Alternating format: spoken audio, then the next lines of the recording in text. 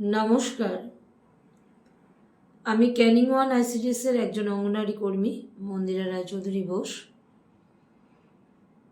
আমার সেন্টার ক্যানিংয়ে দিঘিরপাড় অঞ্চলের অন্তর্ভুক্ত। আমার সেন্টার কোড নাম্বার 19-343 170-422।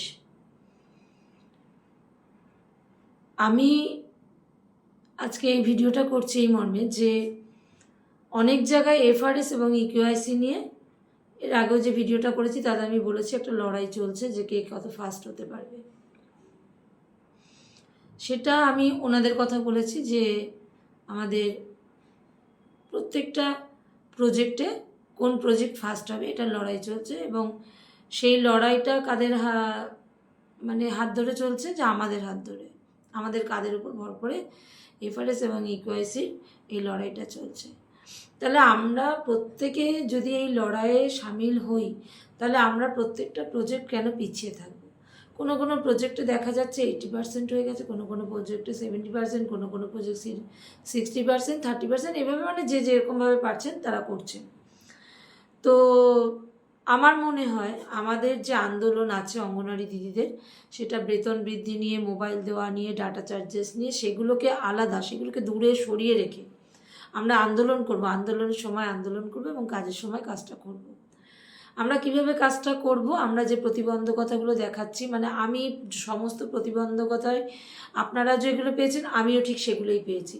যেমন মোবাইল নেই, মোবাইলে টাকা ভরা নেই, মোবাইলে সিম কার্ড নষ্ট হয়ে গেছে, যে নাম্বারটা দিয়ে তারা আধারে তখন সেই সময় নথিভুক্ত করেছিল সেই নাম্বারটা হয়তো নেই, বা এমনও আছে দেখুন যে আমরা যে বাচ্চাটার নাম হয়তো রেজিস্টার করেছিলাম ফোনে, সেই বাচ্চাটাকে গিয়ে যখন আমরা এখন এফআরএস বা ইকিউআইসি করতে যাচ্ছি সেখানটায় আমাদের এমন একটা প্রতিবন্ধকতা আসছে। হয়তো এই যে আমরা মোবাইল বা রিচার্জ এগুলো বলেছি, কিন্তু আমরা এরকম প্রতিবন্ধকতাটা বলিনি যেটা আমার এরিয়াতে আছে, যে সেই যে বাচ্চাটার বাবা বা মা তারা হয়তো অন্য কোথাও চলে গেছে। এটার মানেটা হচ্ছে, ধরুন মা আরেক জায়গায় বিয়ে করে চলে গেছে, বা বাবাটা আরেকজনকে বিয়ে করে নিয়েছে। তো ফলে কি হচ্ছে, সেই বাচ্চাটার বাবা মায়ের নামের জায়গাটা সেইটা কিন্তু চেঞ্জ করা হয়নি বা তারা করেনি, কিন্তু সেই যখন বাচ্চার যে জন্মের পোলিও কার্ডটা বেরিয়েছে সেখানে কিন্তু ওই বাবা মায়ের নামটা রয়ে গেছে। এবার এখানে যখন আমরা দিচ্ছি তখন এই বাবা মায়ের নামটা দিচ্ছি, এবং যখন দেখা যাচ্ছে হয়তো এমন বাচ্চা আছে যেখানটায় বাচ্চার আধার কার্ডটা বেরিয়েছিল সেই মায়ের নামে। ফলে কি হচ্ছে, সেই যখন আমরা এফআরএস বা ইকিউআইসি করতে যাচ্ছি তখন আমাদের খুব সমস্যা হচ্ছে, মেলাতে পারছি না। তো যাই হোক, এই প্রতিবন্ধকতাগুলো কাটিয়ে উঠেও আমি কিন্তু মোটামুটি 75% করে ফেলেছি। আমি করে ফেলেছি বলে বলছি না, আমরা সবাই করে যাতে ফেলতে পারি, বা যে সমস্যার সম্মুখীন হচ্ছেন সেইগুলো কিভাবে কাটানো যায় আজকে সেইটা নিয়ে আমার আজকের ভিডিওটা।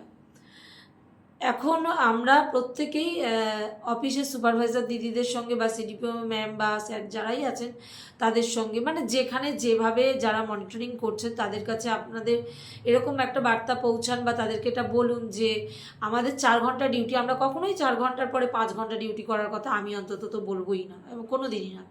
আপনি সেই 4 ঘন্টাটায় ওই যে আমাদের যে শিক্ষাটা দেওয়ার ব্যাপার থাকে সকালবেলা একটা, তো হেল্পার দিদিরা তো খাবারটা ডিস্ট্রিবিউট করেই থাকেন, আমাদেরকে গিয়ে শিশুআলয়ের যে পঠন পাঠন সেগুলো তো আমাদেরকে করাতেই হয়ে থাকে। তো সেই জায়গাতে, এবং 1 ঘন্টা আমাদের হোম ভিজিট থাকে। তো যে 3 ঘন্টা আমাদের সেন্টারে বসে থাকার কথা, সেইটা দিদি বা সুপারভাইজার দিদি বা সিডিপিও স্যার বা আমাদের সিডিপিও ম্যাডাম এনাদেরকে বলুন যে আমরা 4 ঘন্টা আমরা ফিল্ডে থাকবো। ফিল্ডে থাকলে কি হবে, যত আপনি ডোর টু ডোর যাবেন তারা ঠিক বুঝতে পারছে না যে তাদেরকে কি করতে হবে।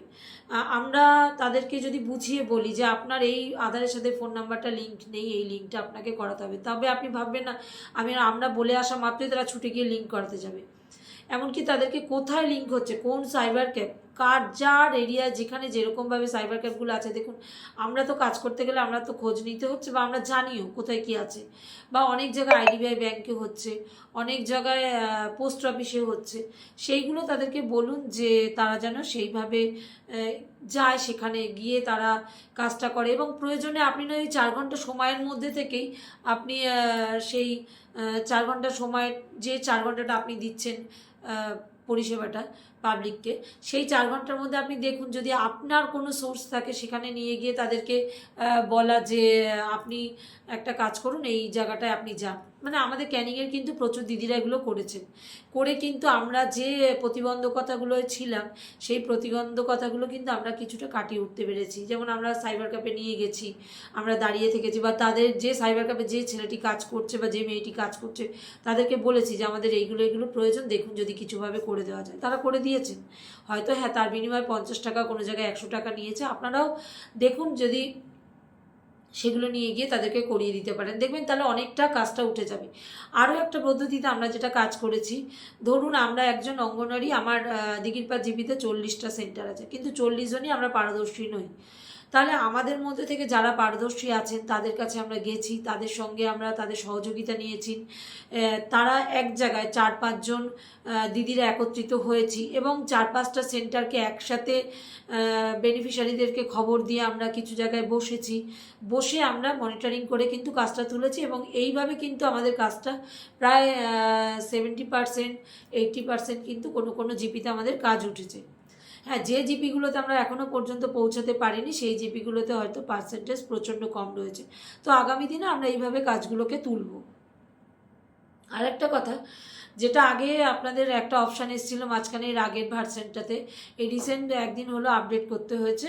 তো আপডেটে কিন্তু এখন দেখবেন যদি বাবার আধার দিয়ে আপনি সাবমিট করে থাকেন এর আগে, তাহলে আপনাকে কিন্তু বাবার আধারেই লিঙ্ক করাতে হবে। যদি মায়ের আধার দিয়ে সাবমিট করে থাকেন তাহলে মায়ের আধারটাই আপনাকে লিঙ্ক করাতে হবে। কিন্তু এর 2 দিন আগেও কিন্তু দেখা যাচ্ছিল যদি আমরা বাচ্চার আধার কার্ড পুট করতে পারি তাহলে মা এবং বাবা যে কোনোকে গার্জিয়ান করে নিয়ে আমরা কাজটা করতে পেরেছি, কিন্তু আজকে থেকে সেটা আর করা যাচ্ছে না।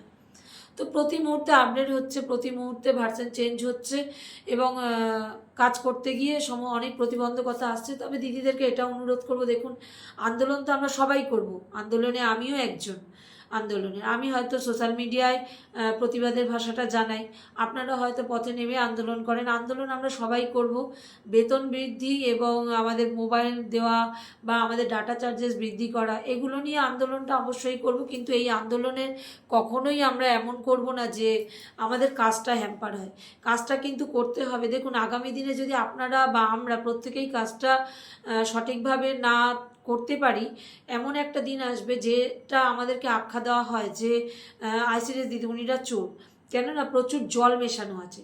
তো আমরা যদি এই বেনিফিশিয়ারিগুলো না তাদেরকে মিলিয়ে দিতে পারি, যে আমার আজকে 40টা বাচ্চা আছে, সেই 40 জনের মধ্যে এমন হতে পারে হ্যাঁ আমি 30 জন 32 জন কি 31 জন আমি করতে পারলাম, হ্যাঁ 8-9 জনের এখনও ধরুন হচ্ছে না, কেননা অনেক মানুষ আছে রিচার্জ করতে পারছে না, রিচার্জ রেটটা এত বাড়িয়ে দিয়েছে, ফলে সেই রিচার্জটা তাদের পক্ষে এক্ষুনি হয়তো করা সম্ভব হচ্ছে না। সামনে পুজোর মাস আছে, আমরা জোর করতে পারছি না, বা অনেকে হয়তো দিন আনে দিন খায়, জোর করতে পারছি না।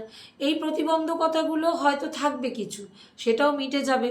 কিন্তু যে সাধারণ ছোট ছোট যে প্রবলেমগুলো আছে, যে দিদিমণিরা পারছেন না বা যে সেন্টারে মায়েরা বুঝতে পারছেন না, আসুন আপনারা সবাই মিলে একসাথে কাঁধে কাঁধ মিলিয়ে কাজটাকে তোলার চেষ্টা করুন। দেখবেন আগামী দিনে আপনারা মানে যে যেখানেই আছেন সবাই কিন্তু কাজটা তুলে ফেলতে পারবেন। অজুহাত দিলে অনেক কিছু অজুহাত আমরা দিতেই পারি, কিন্তু আমরা অজুহাত দেব না, আমরা কিন্তু কাজটা করব, কাজটা কিন্তু করতে হবে আমাদেরকে। ফলে এই কাজটা আমরা বিরোধিতা করব না, এই কাজটা আমরা করব। দেখুন যদি আজকে প্রথমে আমরা বিরোধিতা করতাম, যখন প্রসান ট্যাকার প্রথম চালু হয়েছিল অনেক মেয়ে বিরোধিতা করেছিলেন যে আমরা প্রসান ট্যাকারটা করব না, কিন্তু আটকাতে কি আলটিমেট আমরা পেরেছি? পারিনি। কিন্তু দেখুন সেন্ট্রাল গভর্নমেন্টের প্রোগ্রাম বাদ দেওয়াটা অত সোজা নয়, যে আন্দোলন করলাম বাদ দিয়ে দেবো তা নয়। কিন্তু তার বিনিময়ে কিন্তু আমরা দেখুন রেজিস্টার খাতা করলেও কিন্তু আমাদের ওই 9,000-এর মধ্যে আমাদের ম্যানুয়াল রেজিস্টারগুলো যে 10টা রেজিস্টার ছিল আমাদেরকে করতে হতো। কিন্তু এই যে প্রসান টাকাটা আমরা বাধা না দিয়ে কাজ করাতে কিন্তু আমরা প্রসান টাকারে যে কাজটা করছি তার জন্য কিন্তু আমরা 500 টাকাটা পাচ্ছি।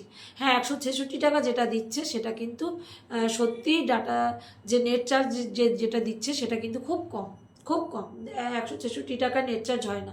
তো সেই আন্দোলনগুলো আমাদের থাকবে, কিন্তু আসুন আমরা কিভাবে কাজটা করব, কিভাবে কাজটাকে এগিয়ে নিয়ে যাব, সবাই আমরা কাঁধে কাঁধ মিলিয়ে সামনের দিনে এগিয়ে যাই, যাতে আমরা এই যে চোর এইটা না আমাদের কাউকে শুনতে হয় যে দিদিমণিদের খাতায় অনেক জল ছিল, এই প্রশ্ন এসছে বলে আমরা ধরা খেয়ে গেছি। এই জায়গাটা যেন না হয়। সমস্ত দিদিমণিদের কাছে আমার একান্তভাবে অনুরোধ, আসুন আমরা প্রত্যেকে কাঁধে কাঁধ মিলিয়ে পুজোর আগে যতটা সম্ভব পার্সেন্টেজ বাড়িয়ে দিয়ে আমরা নিজেদের জায়গাটাকে সঠিক করি। নমস্কার।